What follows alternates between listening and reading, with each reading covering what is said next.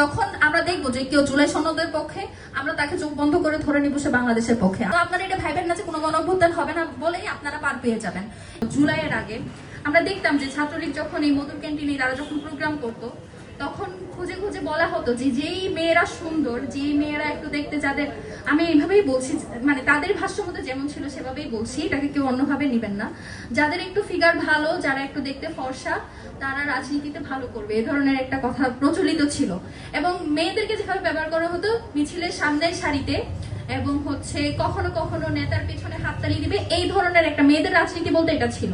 এই জন্য এক ধরনের কথা প্রচলিত ছিল যে ভালো মেয়েরা কখনো রাজনীতি করে না, এই ধরনের কিছু টেবু, এই ধরনের কিছু সেন্টেন্স আমরা সবসময় শুনতে পেয়েছি।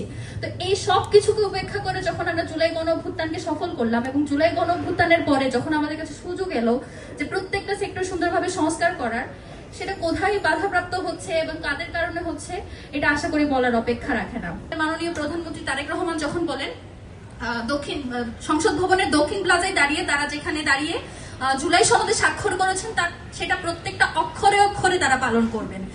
এই ভিডিওটাও আশা করি সবাই দেখেছেন। তো সেই ভিডিওতে যে তিনি যে বলেছেন যে তিনি অক্ষরে অক্ষরে পালন করবেন, তাহলে যে গুম অধ্যাদেশ বাতিল করার কথা হলো, অন্যান্য জুলাই সনদ নিয়ে এবং বিচার নিয়ে এবং হাসিনাকে দেশে ফিরিয়ে আনা নিয়ে, এই সব নিয়ে আসলে বাংলাদেশ সরকার, পররাষ্ট্রমন্ত্রী এবং স্বরাষ্ট্রমন্ত্রী তারা কি ভূমিকা পালন করছেন, জনগণকে সেটা তারা অবহিত করুক। এবং যে অধ্যাদেশগুলো নিয়ে তারা বলছেন যে তারা যেভাবে বলা হয়েছে, যেভাবে লেখা আছে সেভাবে করবেন না, তবে তারা তাদের নিজেদের সুবিধা মতো করবেন। তারা আরো বলছেন যেসব ব্যাপারে তাদের নোট অফ ডিসেন্ট ছিল সেগুলো তারা তাদের ইচ্ছা মতো করবেন। তাদের জেনে রাখা উচিত যে গণভোটে 70%-এর বেশি মানুষ হ্যাঁ ভোট দিয়ে হ্যাঁকে জয়ী করেছে, তখন নোট অফ ডিসেন্টের আসলে আর কোনো ভ্যালু থাকে না। নোট অফ ডিসেন্ট যেগুলো দিয়েছে সেগুলোকে উপেক্ষা করে জনগণ 70% জনগণ হ্যাঁ ভোটকে জয়ী করেছে, যে তারা এই সংস্কারটা চায়, এই ব্যাপারে তাদের সম্মতি আছে। জুলাই সনদ শুধুমাত্র যে একটা জুলাইকে বাঁচিয়ে রাখার শুধু একটা পথা সেটা না, সেখানে একদম সুস্পষ্টভাবে বাংলাদেশের প্রত্যেকটা রাজনৈতিক ব্যাপারে, প্রত্যেকটা পররাষ্ট্রনীতির ব্যাপারে, প্রত্যেকটা বিগত সময়ে যে অন্যায়গুলো হয়েছে সেগুলোর বিচারের ব্যাপারে সুস্পষ্ট রূপরেখা আছে। তো আমাদের ব্যক্তিগতভাবে আমাদের রেড লাইন হলো জুলাই সনদ। আর যারা জুলাই গণঅভ্যুত্থান এবং জুলাই সনদের বিপক্ষে গিয়ে দাঁড়াবে, আমরা তাদেরকে বুঝে নিব যে তারা বাংলাদেশের স্বাধীনতা সার্বভৌমত্বকে উপেক্ষা করে, এবং যেই জুলাই গণঅভ্যুত্থানের কারণে আজকে অনেকে সংসদে যেতে পেরেছে, অনেকে প্রধানমন্ত্রী হতে পেরেছে, মন্ত্রী হতে পেরেছে। যখন এনসিপি কে বলা হয় যে তারা 12 রান করেছে, কিংবা বিরোধী দলীয় জোটকে বলা হয় যে তারা 12 রান করেছে, আমি তাদেরকে জানিয়ে রাখি বিগত যে 17 বছরে যে 300 রান করেছেন, এবং জুলাইয়ের সময় যে 12 রান হয়েছে, সেটা বিএনপিও করেনি, সেটা এনসিপিও করেনি, সেটা জামাতও করেনি। বিএনপি, জামাত এবং এনসিপি কে বাংলাদেশের সাধারণ মানুষ, আপামর জনগণ, এই যে তারা 300 রান 12 রানের কেওয়াজ করে, সেই কেওয়াজটা করার সুযোগ করে দিয়েছে।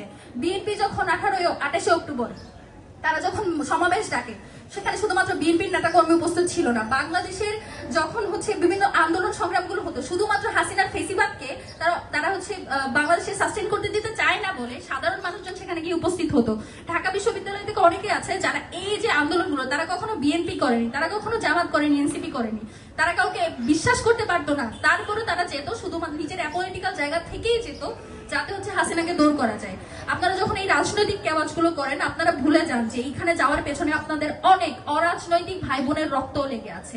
আপনারা তো নিজেদের ক্ষমতার ভাগ বাটারও হয়ে গিয়েছে, কেউ সরকার দলীয় এমপি হতে পেরে খুশি, কেউ বিরোধী দলীয় এমপি হতে পেরে খুশি, কিন্তু যে পরিবারগুলো এখনো কাতরাচ্ছে, সেই পরিবারগুলোর কথা যাতে তারা ভুলে না যায়। এবং কেউ যদি আবার এরকম মনে করে যে ফেসিবাদ আসবে, খুব অল্প সময়ের মধ্যে কোনো গণঅভ্যুত্থান হবে না, আপনাদেরকে জানিয়ে রাখি এই সময়ের মধ্যে খুব সম্ভবত গণঅভ্যুত্থান হবে না। কিন্তু গণঅভ্যুত্থান হওয়া ছাড়াও কেউ তো আর এখনো হাসিনার মতো শক্তিশালী হয়ে যেতে পারে নাই, বা হাসিনার যে ধরনের ব্যাকআপ পাইতো সেই ধরনের ব্যাকআপও এখনো কারো কাছে এসে পৌঁছায় নাই। তো আপনারা এটা ভাইবেন না যে কোনো গণঅভ্যুত্থান হবে না বলেই আপনারা পার পেয়ে যাবেন।